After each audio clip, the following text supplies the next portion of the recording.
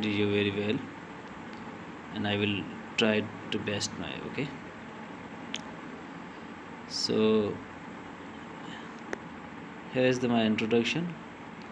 So let me start the presentation. So learning style. So first of all, introduction of learning style. So what is learning style? So basically, learning style refers to the different ways people prefer to learn, understand, and remember information. हम कह सकते हैं कि change in behaviour of individuals. अगर कोई बंदा सीख रहा है तो वो कैसे सीखता है, किस तरीके से वो सीख रहा है, क्योंकि लर्निंग के बहुत सारे प्रोसेस होते हैं, बहुत से तरीके होते हैं। तो ये लर्निंग स्टाइल से हमें बताते हैं कि जो चीज़ हम सीख रहे हैं वो कैसे सीख रहे हैं। ठीक है,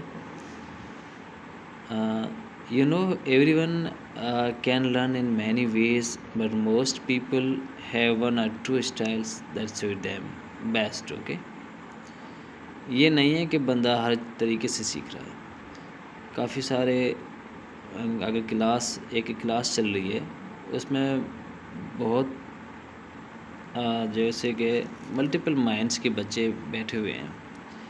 लाजमी नहीं कि सब बच्चों को एक ही मेथड से वो सारी चीज़ें सीख रहा होता है। हर एक की अपनी अपनी थिंकिंग है, उनका अपना अपना मॉरल स्किल्स हैं। कोई बंदा जो है डायरेक्ट मैसेज डिलीवर, या कोई बंदा जो है देख के सीख रहा होता है, कोई सुनने से सीख रहा है, कोई बंदा ऐसा है जो एक्टिविटी या हैंड्स ऑन प्रैक्टिस से सीख रहा होता है। तो ऐसा नहीं है कि एक बंदा बैठा हुआ है और क्या एक क्लास चल रही है और सारे क्लास के बच्चे या स्टूडेंट्स जो है वो सब जो है एक ही मेथड से या एक ही स्टाइल से सीख रहे होते हैं। हर एक बच्चे का या हर एक स्टूडेंट्स का अपना अपना रवैया होता है सीखने का। तो लर्निंग स्टाइल से हमें बताती है the way of learning in which how we learn. Okay, so basically learning styles के 3 अक़साम हैं, एक विजुअल, ऑडिटरी एंड काइनेस्थेटिक। और लर्निंग स्टाइल्स जो है ये तीनों का जो मेथड है या तरीका हर एक का अलग अलग है। विजुअल कहलाता है जो चीज़ हम सीख रहे हैं वो देखने से सीख रहे हैं, मीन्स लर्निंग थ्रू सीइंग। और ऑडिटरी जो स्टाइल्स है या मेथड है या टाइप है, वो जो है हम सुनने से सीख रहे होते हैं, मीन्स लर्निंग थ्रू हियरिंग और listening. Okay, and third one जो है काइनेस्थेटिक, इसको हम टेक्टाइल लर्निंग भी कह सकते हैं, टेक्टाइल। और ये जो है जो मेथड है, जो भी हम कर रहे होते हैं, कोई एक्टिविटी हो या रियल लाइफ फील्ड वर्क हो या कोई हैंड्स ऑन प्रैक्टिस चल रही है, उससे हम सीखते हैं। जैसे कि लर्निंग बाय डूइंग, राइट। सो ये तीनों में से जो है बच्चा जो है कोई भी एक जो है उनको सूटेबल लगता है और वही उनको बेस्ट मेथड होता है सीखने का। ऐसे नहीं है कि एक बच्चे को जो ये तीनों के तीनों मेथड्स आ रहे होते हैं, कोई ऐसा मेथड होनहार बच्चा हो सकता है जो, हालांकि ये तीनों ही बहुत अहम हैं, क्योंकि इन तीनों में से देखा जाए तो यहाँ तक कि मुझे पता है कि विजुअल जो लर्निंग होती है वो तकरीबन 75% होती है बच्चों में, कि बच्चा जो है देखने से ज़्यादा सीखता है। जो चीज़ उनके सामने पड़ी हुई होती है, चाहे वो वीडियो हो या कोई चार्ट हो या कोई डायग्राम हो या कोई ग्राफ हो, सो उसको देखने से उसको ज़्यादातर समझ में आ जाती है। तो कहने का मकसद है कि 75। और ऑडिटरी लर्निंग जो बच्चा है वो तकरीबन मेरे ख्याल से 13, जहाँ तक मैंने एक वेबसाइट पे स्टडी की थी, सो वहाँ से लिखा हुआ था कि जो विजुअल लर्निंग है वो तकरीबन 75 होती है, और ऑडिटरी लर्निंग जो होती है 13%, और बाकी रिमेनिंग जो होती है टेक्टाइल यानी काइनेस्थेटिक लर्निंग होती है। तो ये इनके 3 टाइप्स हैं, विजुअल, ऑडिटरी एंड टेक्टाइल। ठीक है, नेक्स्ट स्लाइड पे आते हैं। So first of all we discuss visual learners. ठीक है, विजुअल लर्नर्स में सिंपली जो हम देखते हैं वही सीखते हैं। ठीक है, जैसे कि इसका बेस्ट एग्जांपल जैसे कि देख लेते हैं कि अगर कच्ची के बच्चे हैं ना, कच्ची के जो पहली जमात के होते हैं, वो ज़्यादातर जो है देखने से बहुत कुछ सीखते हैं। जो टीचर जो भी उसको दिखा रहा होता है, जैसे कि नंबरिंग की बुक होती है 1 2 3 की, तो वो चार्ट बने हुए होते हैं, बॉक्स बने हुए होते हैं, उसमें नंबर के अदद बने होते हैं, ये कितने, वो बच्चा जो उसको देख देख के बोल रहा होता है, ये 1 है, ये 2, ये 3, ये 4। और अगर कोई अल्फ़ाबेटिक सिंबल्स हैं तो वो भी कोई वीडियोस या पिक्चर्स की हेल्प से जो है बच्चा जल्दी उसको पिकअप कर लेता है। और क्योंकि विजुअल लर्निंग और इजी लर्निंग है, बच्चे को आसानी से समझ में आ जाती है। और ये जो प्रीफर करती है उमूमन graphics, charts, PPT means power points, और डायग्राम्स, पिक्चर्स। ठीक है, ये जो है वहाँ से जो चीज़ उसको दिखती है उसी से बंदा सीखता है। ठीक है, ऐसा नहीं है कि विजुलाइज व्हाट द हेयर। ठीक है, थर्ड पॉइंट इसकी है, can become distracted in lectures when visual aids are not used. तो इसके बेनिफिट्स क्या हैं? तो सबसे जो पहला इसका पॉइंट है, visiting text book online content sites bringing. बंदा जो है मुख्तलिफ़ चीज़ों से ऑनलाइन से भी कुछ सीख रहा होता है, ऑनलाइन पे मूवीज़ वीडियोस देख रहा होता है, बहुत सारे कोर्सेज आते हैं, उसको देखकर उसको पढ़ता रहता है। पावर पॉइंट्स है, और जो क्लास में प्रेजेंटेशन दे रहे होते हैं टीचर, जो नोट्स होते हैं। ठीक है, विजुअलाइज लर्निंग जो होती है वो अमूमन देखने से ज़्यादा बच्चे को या स्टूडेंट्स को समझ में आती है। ठीक है, taking notes during class and revising them as soon as possible. तो ये सारे 3 जो है इनके बेनिफिट्स है। और सेकंड वन है ऑडिटरी। ऑडिटरी लर्नर्स, ये वो मेथड है या वो टाइप्स है लर्निंग की जो लर्निंग बाय लिसनिंग या लर्निंग बाय हियरिंग होती है। ऑडिटरी मीन्स कोई भी चीज़ हम सुन के सीखें, जैसे कि रिकॉर्डिंग हो गई।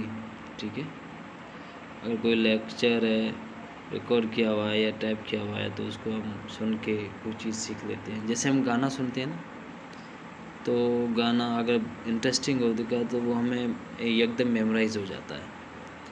तो वैसे ये तो प्रीफर टू हेयर इन्फॉर्मेशन। ठीक है, इसमें क्या होता है कि जो भी चीज़ हम सीख रहे होते हैं वो through lectures, explanation, discussion, listening के थ्रू होती है। ये जो है लर्न विल थ्रू स्पीकिंग और लिसनिंग होगी। ठीक है, इसका जो जैसे कि इसका बेस्ट एग्जांपल, अगर कोई टीचर को सुन रहा है, क्लास चल रही है, एक लेक्चर डिलीवर कर रहा है टीचर, तो बच्चे बैठ के उनको बस सिंपली सुन रहा होता है। हाँ, ये एक अलग बात है। ऑडिटरी लर्निंग में थोड़ी सी एक ड्रॉबैक ये भी है कि बच्चे बोर भी ज़्यादा होते हैं। किसी को समझ में आ जाती है, किसी को एकदम समझ नहीं आती है। ठीक है, तो ये चीज़ भी है। प्रीफर लेक्चर स्टाइल क्लासेस है, may not need extensive notes, सो इनके जो बेनिफिट्स हैं, lecture star class, study group में जो भी ग्रुप स्टडी इससे समझ लेंगे। अगर कोई प्रोजेक्ट बेस्ड काम चल रहा है तो एक बंदा उस प्रोजेक्ट के हवाले से कंटेंट डिलीवर कर रहा है, बाकी सारे उसके जो टीम मेंबर्स हैं वो सुन रहे होते हैं और उससे सीखते हैं तो क्या कह रहा है, क्या करना है, कैसे करना है, ठीक है। तो study groups in order to hear others discuss concepts. और कोई लेक्चर हम टाइप करते हैं, रिकॉर्डिंग करते हैं और फिर उसको जाके क्लास में हम डिलीवर करते हैं। तो बच्चे ये जैसे कि आप ये सुन के आप इसको समझ लो, ठीक है, रीड आउट कर लो या ये चीज़। सो थर्ड वन है टेक्टाइल और काइनेस्थेटिक लर्नर्स। तो ये जो होती है learning method through activity based होती है, या we can say that simply learning by doing simply. It prefers hand-on activities or practical work. Means learn through movement, experiments, and real life practices. It is right, and so on. इसमें जो होते हैं ये थोड़ी attractive भी होती है, interactive भी होती है। जो इसमें जो टीचर या बच्चे जो सीख रहे होते हैं वो थोड़े आपस में जो है ना वो नॉलेज शेयरिंग होती है और वो ऑब्ज़र्व करके सीख रहे होते हैं तो उनको ज़्यादा इंटरेस्टिंग भी टॉपिक लग रहा होता है, ठीक है।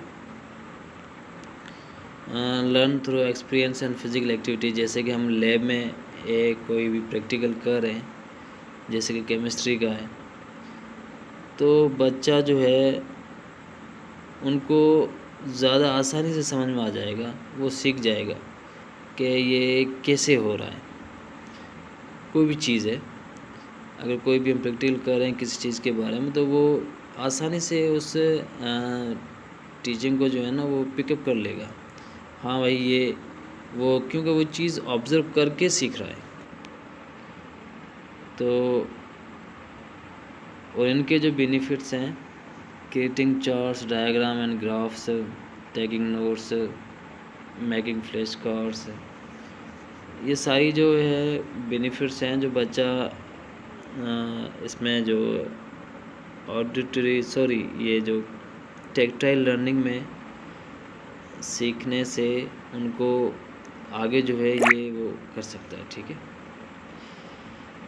सो अब जो है ये तीनों मेथड हम अप्लाई करते हैं क्लास में। तो ये क्लास में इसको जो है कैसे अप्लाई होता है और बच्चे या स्टूडेंट्स या ऑडियंस जो है वो कैसे सीखते हैं, थ्रू सीइंग या लिसनिंग और बाय डूइंग, ठीक है। सो सबसे पहले जो है हम एक क्लास चल रही है और स्टूडेंट्स बैठे हुए हैं, टीचर आ गया। तो ऐसा नहीं कि टीचर आके बस उसको टॉपिक पे हो गया, पहले वो आके उनको जो है ना उस टॉपिक के हवाले से वो चीज़ विजुलाइज करेगा। या कभी कभी टीचर जो है डायरेक्ट कोई एक्टिविटी सुना के या एक्टिविटी करवा के फिर उसको डिलीवर कर रहा होता है। कभी ऐसा भी होता है कि पहले वो कोई डायग्राम या चार्ट बनाएगा बोर्ड पे जाके, फिर उसके बारे में डिटेल से जो है कॉन्टेक्ट डिलीवर करते हैं। तो ये तीनों मेथड जो है क्लास में अप्लाई होते हैं। तो इनके जो मेन पॉइंट्स है, visual and tactile learners should take detail notes during lecture.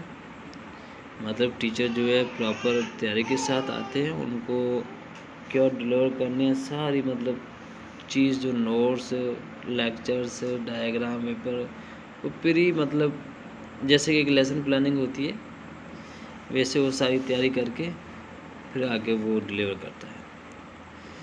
Tactile learners may also benefit from rewriting, typing notes और मेकिंग फ्लैश कार्ड्स। ठीक है, तो मतलब टैक्टाइल लर्निंग इसमें ये होता है कि जो टीचर मैसेज डिलीवर कर रहा है या कोई टॉपिक के बारे में समझा रहा है, तो बच्चे जो है उसको नोट डाउन भी करते हैं, रीराइट भी करते रहते हैं और उस चीज़ को ऑब्ज़र्व भी करते रहते हैं। ठीक है, या उसको बाद में नोट डाउन करके फिर लैब में जाके उसको हैंड्स ऑन प्रैक्टिस भी कर लेते हैं कि हाँ भाई ये वाकई रियल में ऐसा है या नहीं। So auditory learners who prefer lecture classes should work on strengthening their visual and tactile skills by taking notes। ठीक है, अब ये तीनों चीज़ें, तीनों जो मेथड्स हैं लर्निंग के स्टाइल्स के, लर्निंग स्टाइल के, ये लैब्स में भी कैसे काम करते हैं। Works well for tactile learners, और क्योंकि ये टैक्टाइल लर्नर्स के लिए बहुत आसान है, क्योंकि टैक्टाइल या काइनेस्थेटिक जो लर्निंग होती है वो होती learning by doing. So labs में जो भी चीज़ें होती है हम कोई पहले चीज़ को ऑब्ज़र्व करके फिर उसके ऊपर हैंड्स ऑन प्रैक्टिस करते हैं, तो वो आसानी से वो समझ में भी आ जाती है और हम जल्दी से उसको पिकअप भी कर लेते हैं और एकदम सीख भी लेते हैं। Visual and auditory learners can enhance their abilities by taking notes on class procedures and using lab time for additional practice। Visual auditory में होता क्या है कि पहले बच्चा जो है पहले क्लास लेता है, उस टॉपिक के हवाले से पहले सारी चीज़ें गेन करता है इन्फॉर्मेशन और फिर उसको नोट डाउन करते हैं, उसके बाद ही वो लैब में आके उस चीज़ को परफॉर्म करेगा। ऐसा नहीं कि सर ने टॉपिक दे दिया, उसके टॉपिक के हवाले से कोई नॉलेज नहीं है, कोई इन्फॉर्मेशन नहीं है, वो आगे लैब में परफॉर्म करा तो वो ऐसे वो सीख नहीं पाएगा।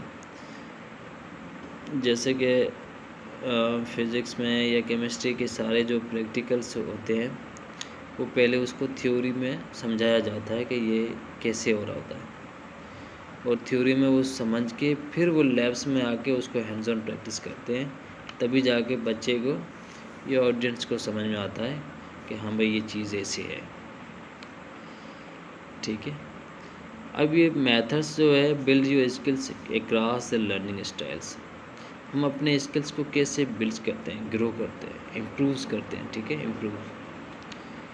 सो फर्स्ट पॉइंट इसकी है maximum your learning style. Learning आप इन तीनों से नहीं, आप बहुत सारे किस्म से जैसे कि आप रीड राइट से, एक मेथड इसका रीड राइट भी है, जो उनसे आप रीड कर लो फिर अपने वे में राइट कर लो, आप अपने हिसाब से समझ लो। Practice skills that do not come easily to you. ठीक है, और तीसरा है try new thing and new ways to learn.